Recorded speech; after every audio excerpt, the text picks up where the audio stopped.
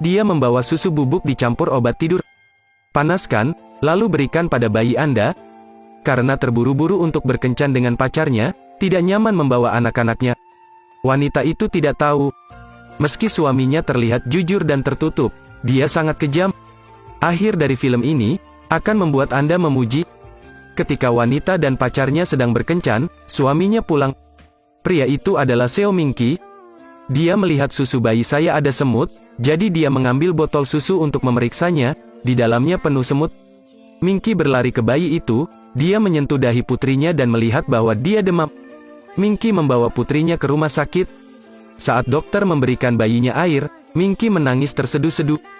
Dia tidak tahan lagi. Ternyata, dia segera mengetahuinya. Mingki suka membaca novel detektif. Dia menangani istri dan pacarnya dengan sempurna. Nama istri Mingki adalah Bora. Bora adalah presiden Akademi Bahasa Inggris. Pacarnya adalah seorang guru. Adapun Mingki, karena tidak memiliki pekerjaan, ia menjadi baby daddy. Di malam hari, masak nasi. Bora ada di kantor hari itu, dia dan Il Beom bersebelahan. Keduanya akan segera berkencan. Satu panggilan telepon, Mingki menelepon. Mingki ada di luar pintu kantor. Bora membuka pintu dan mengundang Mingki masuk. Il Beom pura-pura menyusun dokumen. Halo, lama tidak bertemu. Oh, senang bertemu denganmu. Aku sudah mendengar banyak tentangmu. Mingki segera curiga pada Bora. Melihat ekspresi bingung mereka sekarang, keraguan mereka meningkat. Sepulang kerja, sementara Mingki mengantar Bora pulang, dia bertanya kepada Bora di kantor mengapa dia tidak memakai sepatu. Tapi Bora mengatakan dia mengoceh. Dia bilang dia tidak pulang larut malam, lalu meminta Mingki untuk menghentikan mobilnya di pinggir jalan. Bora pergi ke rumah Il Beom. Tapi dia lupa membawa kuncinya. Karena kunci tempat ini disambungkan dengan kunci mobil, dan mobil yang dikendarai Mingki. Setelah Il Beom membukakan pintu untuknya, adegan ini tidak bagus sama sekali. Saat ini, Mingki melihat kunci Bora. Dia ingat bahwa tidak ada kunci seperti itu. Kurasa ini kunci rumah Il Beom. Keesokan harinya dia pergi ke rumah Il Beom. Kuncinya selalu terbuka. Dia dengan paksa membuka pintu, hati Mingki juga hancur. Tapi pemandangan yang dia lihat, membuatnya tidak tahan lagi. Pertama dia melihat tempat tidur yang berantakan. Dia melihat banyak gambar di atas meja. Dan orang di foto itu adalah istrinya dan Il Beom. Bahkan ada banyak gambar langka. Mingki pergi dengan kaget. Setelah dia sampai di rumah, dia melihat bayi itu. Dia sudah tidak sabar lagi. Malam itu setelah Bora pulang kerja, Mingki selesai menanak nasi. Dia tidak membeberkan Bora, dia hanya menanyakan pertanyaan seperti ini. Keseharian saya. Apakah itu yang kamu inginkan? Bora tidak menjawab, tapi mengatakan nasi hari ini enak. Keesokan harinya, Bora pergi ke rumah Il Beom lagi. Dia mengetahui bahwa Il Beom membelikannya sikat gigi, dan membeli banyak barang untuk anak-anak. Il Beom ingin dia punya bayi untuknya. Bora hanya ingin semuanya apa adanya. Dia takut Mingki akan mengetahui tentang mereka. Dia pergi dari sana. Dia menemukan di samping cerminnya ada foto Il Beom. Mungkinkah dia memakainya? Atau apakah Mingki sudah mengetahuinya? Itu Mingki yang menaruhnya di atasnya.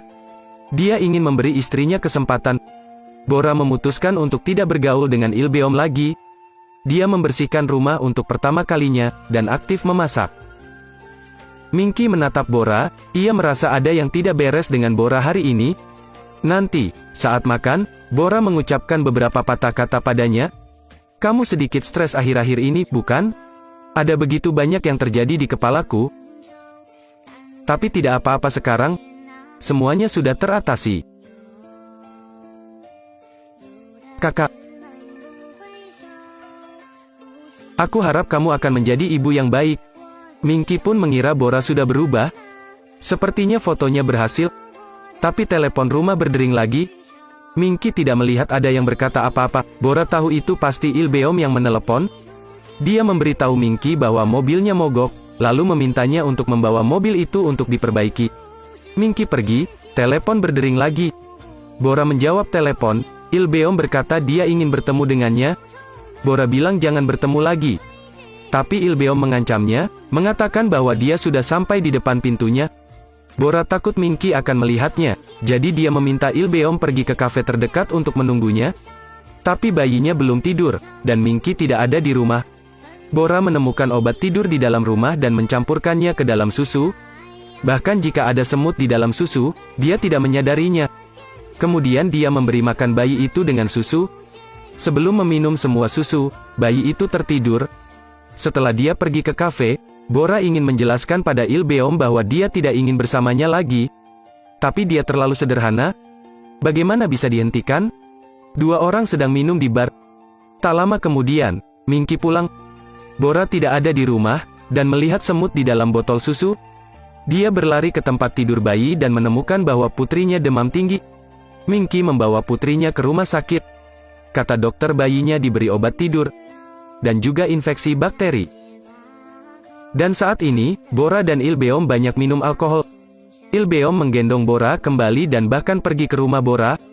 Tapi kebetulan, Minky juga membawa pulang bayinya. Dia melihat Bora dan Il-beom berpamitan. Minky melarikan diri, melihat Il-beom pergi. Minky bersembunyi di lantai atas. Minky mengira Il-beom sudah pergi. Il-beom belum pergi. Dia berbalik lagi. Minky membawa bayi itu ke pintu. Dia melihat sesuatu yang seharusnya tidak dia lihat. Tak ingin mengganggu mereka, Minky menutup pintu. Apa menurutmu Minky sangat lemah? Salah. Dia akan memainkan pertandingan besar. Keesokan harinya, Minky pergi ke rumah Il-beom. Dia memakai sarung tangannya dan menemukan banyak rambut di rumah Il-beom. Sore harinya Bora pulang ke rumah. Saat sedang mengoleskan krim, dia melihat foto dirinya di cermin. Apalagi, itu diambil di rumah Il-beom sebelumnya. Dia ketakutan dan menelepon Il-beom. Dia bertanya apakah dia telah meletakkan fotonya di cermin. Rumah mati listrik, telepon juga terputus. Bora baru saja akan keluar untuk memeriksanya, sebuah tangan meremas lehernya dan mendorongnya ke tempat tidur. Orang ini kemudian mengambil teleponnya, dan menelepon Il-beom kembali. Halo, apakah itu Bora? Ternyata Minky. Setelah dia menutup telepon, dia mengambil pisau dan menikam Bora. Bunuh saja dia.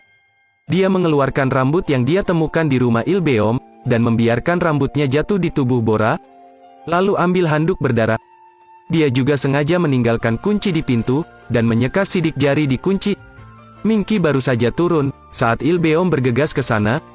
Dan Minky pergi ke rumah Il-beom. Dia membawa sapu tangan yang berlumuran darah Bora dan memasukkannya ke wastafel di rumah Il-beom.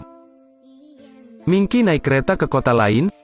Dia menghubungi tetangga sebelah, memintanya untuk datang ke rumahnya untuk memeriksanya.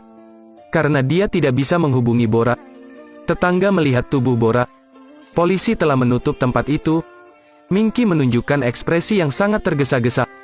Polisi menemukan beberapa helai rambut di tubuh Bora. Jari manis Bora patah. Ini dilakukan oleh Il-beom, karena Bora memakai cincin pemberian Il-beom padanya. Il-beom takut ketahuan. Jadi setelah melihat kematiannya, dia mengambil cincin Bora. Il-beom dipanggil ke kantor polisi. Bukti menunjukkan bahwa dia membunuh Bora. Il-beom menjadi seorang pembunuh. Kasus ini telah berakhir. Minky menggendong anak itu pulang. Dia melihat foto istrinya yang sedang berpelukan dan menangis. Minky sangat mencintainya. Namun apa yang dilakukan Bora, membuat Minky berubah dari cinta menjadi benci. Minky memaafkannya berkali-kali. Tapi Bora memberi anak-anaknya obat tidur untuk berkencan, dan batasan terakhir Minky juga dilanggar. Apakah Anda merasa Minky benar atau salah?